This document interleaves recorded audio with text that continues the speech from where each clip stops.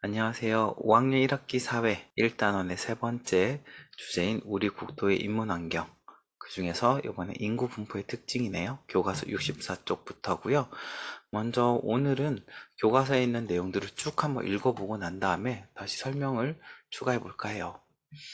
64쪽을 보면 우리나라 인구 분포의 특징을 알아봅시다. 지연이는 과거 우리나라의 인구 분포를 나타낸 지도를 보고 지역별로 사람들이 고르게 살지 않았다는 것을 알게 되었다. 그리고 지역마다 인구 분포가 다른 까닭이 궁금해졌다. 인구 분포 지도를 보니까 사람들이 많이 사는 곳이 몇몇 군데 있고 고르게 있지 않은 부분을 봤네요. 64쪽 아래 1960년대 이전까지 우리나라는 벼농사 중심의 농업사회였다. 농사 지을 땅이 넓은 남서쪽의 평야 지역에는 사람들이 많이 모여 살아 인구 밀도가 높았다. 반면에 북동쪽의 산지 지역에는 지형의 영향으로 상대적으로 인구가 적어 밀도가 낮았다. 이게 1966년대 인구 분포고 서쪽으로 평야 지역 쪽으로 사람이 많이 모여 살았다. 이렇게 나타나고 있네요. 65쪽 1960년대 이후 도시를 중심으로 산업화가 되면서 촌락에 사는 사람들이 일자리를 찾아 도시로 이동했다. 그 결과 서울, 부산 등 대도시 지역의 인구 밀도는 급격하게 높아졌지만 산지 지역과 농어촌 지역의 인구 밀도는 낮아졌다. 인구 밀도가 일정한 지역 안에 사람이 얼마나 많이 모여 사는지에 대한 표현인데 보니까 과거 이 왼쪽에 있는 지도에 비해서 오른쪽의 지도를 보니까 네, 일부 지역, 서울 수도권, 서울 중심의 수도권과 부산 지역, 또 광주 등등 몇몇 대도시 중심으로 사람들이 많이 몰렸고, 나머지 지역에는 노란색으로 사람이 많이 줄어들었어요. 그래서 1966년 인구 분포에 비해서 2015년의 인구 분포는 어떤 점이 달라졌나요? 그렇게 변화한 까닭을 생각해 봅시다. 질문이 있고, 우리나라에서 인구가 가장 밀집한 지역은 서울 중심으로 인천과 경기를 포함한 수도권이다. 이 지역에 우리나라 전체 인구의 약 절반이 모여 살고 있다.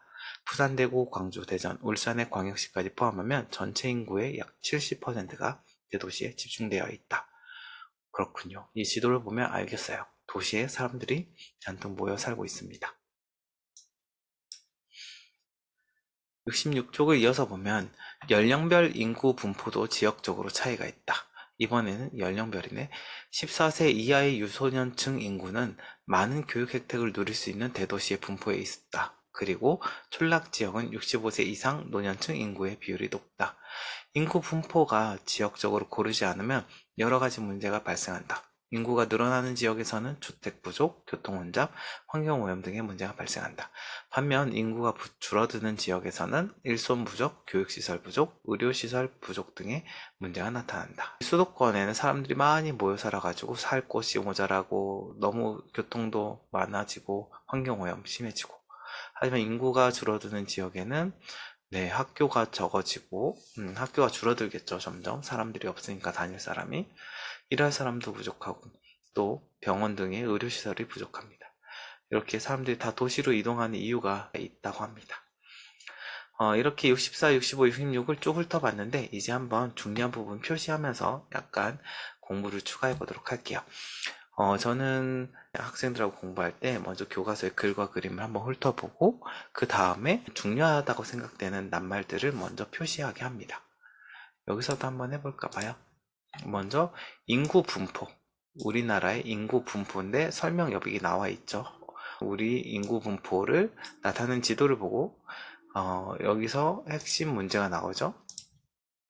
지역별로 사람들이 고르게 살지 않았다는 것을 알게 되었다.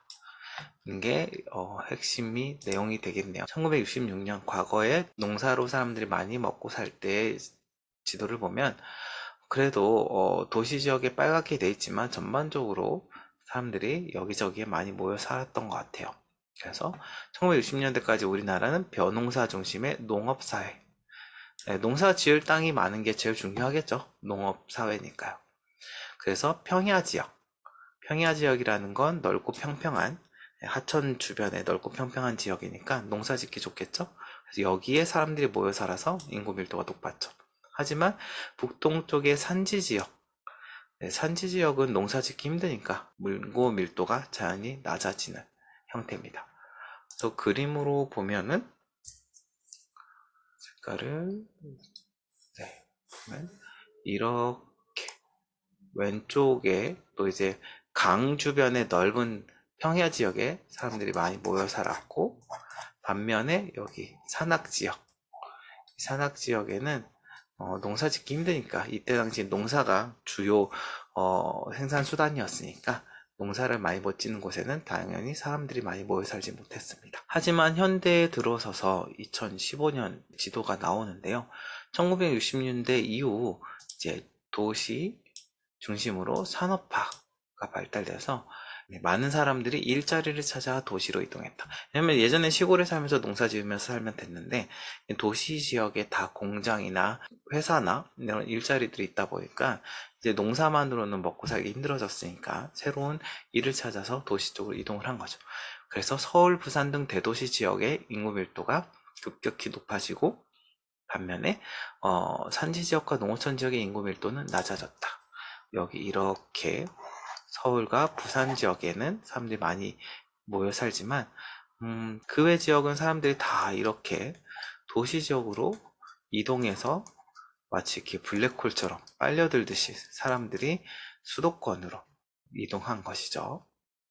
그래서 보면은 서울특별시의 인구 밀도는 보면은, 와, 1제곱킬로미터에 16,000명이 모여서 살 정도로 빽빽하게 살고 있죠. 반면에 강원도에서는요, 똑같은 1제곱킬로미터에 90명 정도만 살고 있으니까 인구 밀도를 비교하면 와, 한산하죠. 그래서 제가 이렇게 상상도 해봤어요. 수도권에서 차를 타고 10분 정도, 버스든 뭐 택시든 자가용이든 10분 정도 이동하면 지나가는 사람들 숫자를 세면 사실 셀 수 없을 정도로 많은 사람들이 지나가거든요. 하지만 시골 지역, 산지 지역, 예전 농어촌 지역으로 가면 차를 10분 정도 운전하거나 버스를 타거나 이동을 해도 사람들을 많이 만날 수 없어요. 이게 인구 밀도의 차이 때문에 발생한 거죠. 그래서 밑에 다시 보면 우리나라에서 인구가 가장 밀집한 지역. 네, 완전히 오밀조밀하게 모여 있다는 뜻이에요. 밀집한 지역은 서울 중심으로 인천, 경기를 포함한 수도권. 수도권이 어딘지는 알아두는 게 상식적으로 좋겠죠. 여기 빨갛게 모여 있는 곳, 서울을 중심으로 왼쪽에 인천과 또 경기도를 포함해서 제법 넓은 지역인데, 저기에 많은 사람들이 쭉 모여 살고 있습니다. 이런 수도권 지역에 전체 인구의 약 절반이 모여 살고 있고요. 만약에 여기에 광역시까지, 부산, 대구, 광주, 대전, 울산 네, 광역시까지 포함하면 전체 인구의 약 70%가 대도시에 집중되어 있는 거죠. 그러면 나머지 지역, 이 옅은 노란색인가요? 네, 이 지역들은 사실 사람들이 많이 살지 않는 지역이에요. 땅은 넓은데도. 이어서 보면 연령별 인구 분포래요. 그러니까 인구 분포라는 건 우리나라 안에 사람들이 어디에 주로 모여 살고 있고 어디에 흩어져 살고 있는지를 나타내는 건데, 요번에는 연령에 따른 인구 분포를 또 본대요. 인구 분포에 연령이라는 거를 하나 더 특징을 추가한 거죠. 이것도 지역적으로 차이가 있대요. 그래서 14세 이하의 유소년층, 여러분 학생들 나이대의 유소년층은 아무래도 교육이 중요하다 보니까 대도시 쪽에 많이 모여 살아요. 반면에 촌락 지역은 65세 이상의 노년층 인구가 많습니다. 그래서 우리가 뭐 명절 때나 연휴 때 시골에 할머니 할아버지 보러 간다고 멀리 이동을 하게 되면 대부분 시골에는 어르신들이 많이 살고 계시고, 또 여러분이 대도시 지역에 산다면은 많은 학생들, 여러분 또래 친구들이 많이 있죠.